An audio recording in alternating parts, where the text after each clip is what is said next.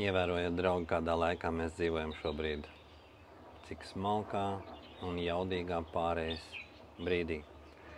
No vienas puses mums šobrīd ir tādas izvēles iespējas, kā nekad agrāk. Nekad mūsu vecākiem, vecvecākiem, mūsu senčiem nebija tik lielas izvēles iespējas. Izvēlē par ko būt, par ko priecāties, par ko bēdāties, par ko kļūt, par ko interesēties.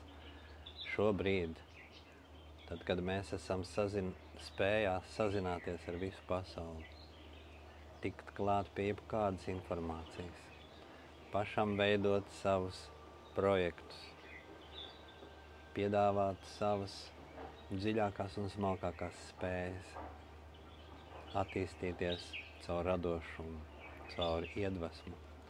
No otras puses, mēs nezinām, kad šis loks aizvērsies, jo mūsdienu tehnoloģijas veido jaunu realitāti, kurā mums būs jādzīvo daudz ātrāk, daudz drīzāk, nekā mēs pat varam iedomāties.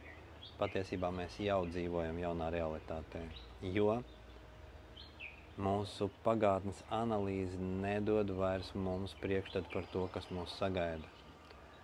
Jo pasaule šobrīd mainās ar tādu pātrinājumu, kuru mums pat ir grūti izsekot. Tādēļ, ja mēs vien centīsimies pieturēties pie mūsu vakardienas izpratnes par pasauli, par vērtībām, par savām spējām, par savu vietu šajā pasaulē, mēs automātiski kļūsim par vakarējiem. Šīs frekvences kļūst smalkākas un augstākas ar katru brīdi un aizvien ātrāk. Mūsu pasaule, mūsu dzīve nestāv uz vietas. Ja mēs apstājamies savā attīstībā, ja mēs apmierinamies ar šo brīdi, kurā mēs atrodamies, šis vilnis pāries mums pāri. Mums nav iespēja apstāties. Tāda mums nav dota. Vienalga, jebkurā vietā, kādus sasniegumus mēs nevarētu sev pierakstīt, šī dzīve ies jums pāri, ja jūs apstāsieties. Kādi ir recepti? Recepte ir viena. Apzinātība, pašizziņa un pašizaugsme. Jo tikai tad, ja jūs zinat, izprotat sistēmu, ja jūs zinat un izprotat, pēc kādiem principiem, pēc kādiem likumiem šī sistēma darbojās, tikai tad jūs spējat viņu pielietot. Tikai tad jūs varat viņu pielietot savā un citu labā. Līdz tam brīdim jums nekas neatliek kā vien izvairīties no tās vai kaut kādā veidā pakļauties tai.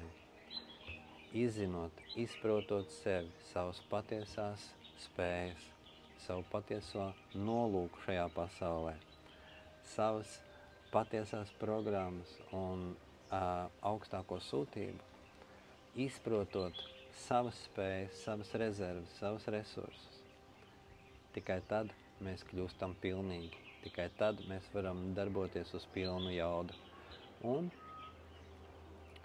tad, kad mēs saskaramies ar šo savu kodolu, savu iekšējo, visdziļāko būtības kodolu, to, kas stāv aiz mūsu priekšstatiem, aiz mūsu pārliecībām, pat par mūsu paša personību, par to, kas es esmu, kā man tur jābūt.